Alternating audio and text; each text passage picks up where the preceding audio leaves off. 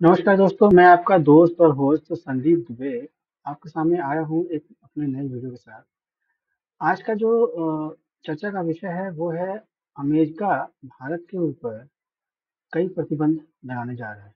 जी हाँ, अमेरिका जिसके राष्ट्रपति डोनाल्ड ट्रंप हैं और जो अब तक भारत के प्रधानमंत्री नरेंद्र मोदी को अपना दोस्त कहते आए, वो अब अपने सीनेटर्स यानी अपने सांसदों के द्वारा एक ऐसा बिल लेके आ रहे हैं जिसके तहत भारत के ऊपर तमाम प्रतिबंध लगाए जाएंगे।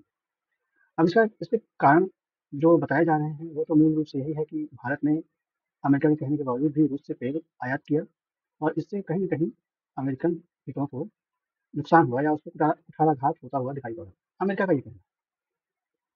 इसके अलावा अमेरिका इस बात से भी भारत से नाराज़ है कि अभी ईरान वाले मसले में या यूक्रेन वाले मसले में भारत अ, की जो भूमिका रही है वो स्पष्ट नहीं हो पाई थी कि भारत आखिर किस पक्ष में है, वो चाहता क्या है। हालाँकि सब जानते हैं कि इज़राइल के साथ हमारे संबंध अच्छे हैं, लेकिन इसी बीच आपको याद होगा कि ब्रिटिश नेवी का एक F-35B विमान भारतीय सीमा में प्रवेश करता पाया गया, जिसे हमारे देसी रडार सिस्टम ने पकड़ लिया। ये वो विमान कहा जाता है जो विश्व में अदृश्य विमान का दर्जा प्राप्त किया हुआ है। अमेरिका का दावा है कि अमेरिका की बोइंग कंपनी जो इसे बनाती है, अ, वो भी ये दावा करती है कि पूरी दुनिया में कोई भी ऐसा रडार नहीं है, कोई भी ऐसा रडार सिस्टम नहीं है जो इसे पकड़ सके। ये एक अदृश्य विमान है।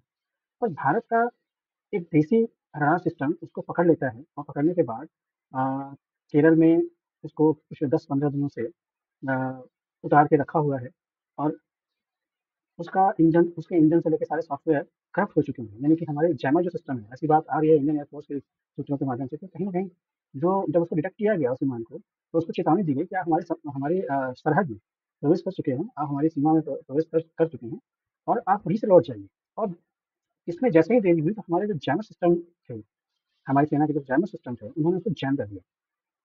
अब जैसे ही उसको जैम कर दिया तो अब आनन-फानन उसने वहाँ से मैसेज दिया कि हम इमरजेंसी लैंडिंग करना चाहते हैं और फिर उसने वहाँ पे इमरजेंसी लैंडिंग की। ये एक ऐसी घटना थी जिसने न केवल अमेरिका और यूरोप के देशों को हिलाया बल्कि दुनिया के सभी दिग्गज देशों को ये सोचने में मजबूर कर दिया कि अब भारत की जो टेक्नोलॉजी है वो किसी भी विकसित देश से कम नहीं है बल्कि 20 है।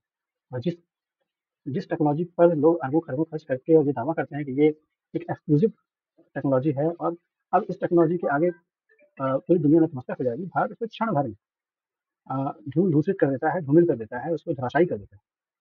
तो अब ऐसे में अमेरिका और यूरोप के देश कुछ तरीके से ये बात कर रहे हैं कि भारत जो है इंडिया राइजिंग, ये बात हो रही है कि India is now rising very rapidly, क्योंकि हमारी इकोनॉमी हो गई, हमारा एजुकेशन सिस्टम हो गया, हमारे रिसर्च इंस्टीट्यूट्स हैं जो कि इतने तेजी से विकसित हो रहे हैं। हमारा अ, अ, चाहे स्पेस प्रोग्राम हो गया, हम इतनी तेजी से विकसित होते जा रहे हैं इन क्षेत्रों में कि अमेरिका समेत जितने भी दुनिया के ऐसे देश जो अब तक दादागिरी करते आए कि तकनीक से लेके और दुनिया के संसाधनों पे उन्हीं का हक है, अब वो बड़े परेशान हैं, क्योंकि अगर भारत इस तरीके से विकास करता गया, आपको याद होगा कि चीन जो आज विश्व की दूसरी अर्थव्यवस्था माना जाता है, उसको बढ़ने में अमेरिका ने अपना पूरा सहयोग दिया और उसको वो वहाँ पे कंपनियाँ लगवाने से लेके उसको फंडिंग करने तक सारा कुछ अमेरिका की तरफ से किया गया। रूस इंडिया के साथ रहा ज़रूर, लेकिन रूस एक भारत के लिए जो उसके रूस या भारत के संबंध थे, वो एक दुकानदार और एक ग्राहक जैसे थे। रूस कहता था कि आपको परेशानी है, आप हमसे हथियार ले जाइए, लेकिन हम इसकी टेक्नोलॉजी नहीं देंगे आपको और जो भी हथियार आप लेंगे, उसका पेमेंट भी आपको करना पड़ेगा।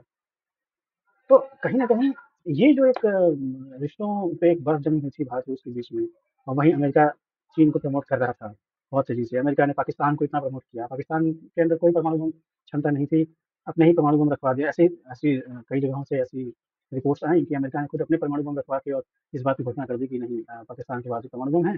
जब इंडिया के साथ कुछ होता है तो वो कहता है कि पाकिस्तान जो है वो परमाणु शक्ति संपन्न देश है और इंडिया को चुपचाप बैठ जाना चाहिए, नहीं तो पाकिस्तान जो है हमला कर देगा, परमाणु हमला कर देगा। अब भारत के लोग उससे डरे या ना डरे एक अलग बात है। पर ये सारी चीज़ें जो घटनाक्रम जो हो रहे हैं, उन घटनाक्रम को देखते हुए कहीं न कहीं अमेरिका को और ख़ास तौर पे जो F-35 वाला जो मसला था, वो एक ऐसा मसला था जो अमेरिका को बहुत अंदर तक चुभा है दोस्तों। और यही वजह है कि अमेरिका अब तेल का बहाना लेके, क्योंकि 3 साल से रूस से दक्षिण यूक्रेन से युद्ध शुरू हुआ है रूस का।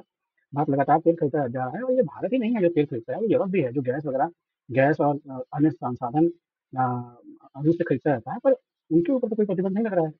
भारत के ऊपर एकाएक प्रतिबंध लगाने का कारण क्या है? तो कारण ये है कि भारत ने अमेरिका का F-35B जैम करके अपने यहाँ पे ग्राउंडेड करा लिया, अपने यहाँ उतरवा लिया, और अब इतना बुरी तरीके से वो खराब हुआ है कि वो उसको ले जाने की स्थिति में नहीं है। और भारत ने ऐसी बात कही जा रही है कि भारत ने कई कंडीशंस लगा दी हैं उसको यहाँ से ले जाने के लिए। पहले भारत उसको एग्जामिन करेगा तो कहीं उस विमान ने कोई यहाँ पे ऐसी कोई तस्वीर तो नहीं ली जो कि हमारी सुरक्षा के लिए खतरा है, कोई जासूसी तो नहीं कर रहा था। बहुत सारी चीज़ें हैं जिसको लेकर उसके पायलट से भी पूछताछ की बात शायद शुरू हो गई है। वो एक मसला है, लेकिन इस मसले में अमेरिकी F-35 का बाज़ार जिस तरीके से वैश्विक स्तर पे खराब किया है, उसको लेके अमेरिका बहुत परेशान है और कहीं न कहीं वो बदला लेने के मूड में आ गया है। शायद यही वजह है कि अमेरिका के जो सीनेटर्स हैं, वो एक इस तरीके का बिल लेके आ रहे हैं, जो कि भारत के ऊपर 500% तक का टैरिफ लगाने की बात कर रहा है। 500% तक का टैरिफ का मतलब यानी हम अगर कोई सामान यहाँ से ₹1 में भेजेंगे, तो वो सामान वहाँ पे ₹6 में मिलेगा। वही सामान दूसरे देश का वहाँ ₹2 में मिलेगा। यानी कि हमारी अर्थव्यवस्था को खराब करने के लिए, हमारा जो इम्पोर्ट-एक्सपोर्ट का बिज़नेस है, उसको खराब करने के लिए, खासतौर पे हम सॉफ्टवेयर का वहाँ पे एक्सपोर्ट करते हैं, तो सॉफ्टवेयर पे अगर हमारे इतना टैरिफ लग जाएगा, तो निश्चित तौर पर करीब 100 $150 बिलियन डॉलर, 150 अरब डॉलर्स का जो बिज़नेस हमारा है, वो प्रभावित होगा। वो कोई दूसरी कंपनी ले जाएगी।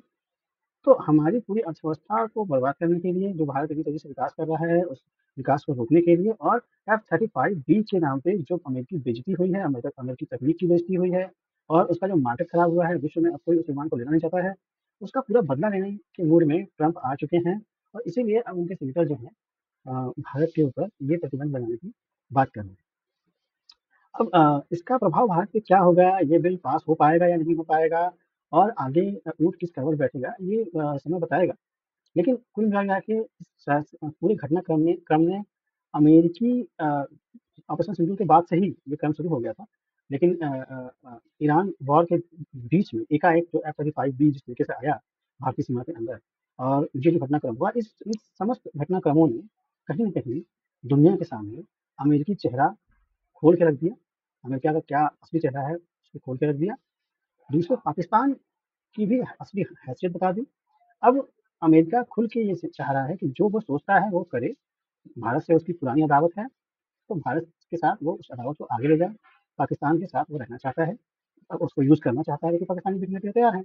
लेकिन इस बीच कहीं न कहीं चीन और रूस भी ये चाह रहे हैं कि पाकिस्तान को सँभाल लिया जाए, भारत के साथ उसके सब सारे मैटर्स को सेटल कर लिया जाए, और रूस ये चाह रहा है कि चाइना और इंडिया के बीच में भी वो मुद्दे जो डिस्प्यूटेड हैं, उनको कहीं न कहीं सॉल्व कर दिया जाए, ताकि भारतीय उपमहाद्वीप में, या कहें कि मिडल ईस्ट से लेके एशिया प्रायद्वीप तक अमेरिका का जो दखल है, या अमेरिका की जो प्रेज़ेंस है, उसको न्यूट्रलाइज़ किया जा सके। इस बात को लेके भारत की जो भूमिका है, इस पूरी कवायद में भारत की एक महत्वपूर्ण भूमिका है।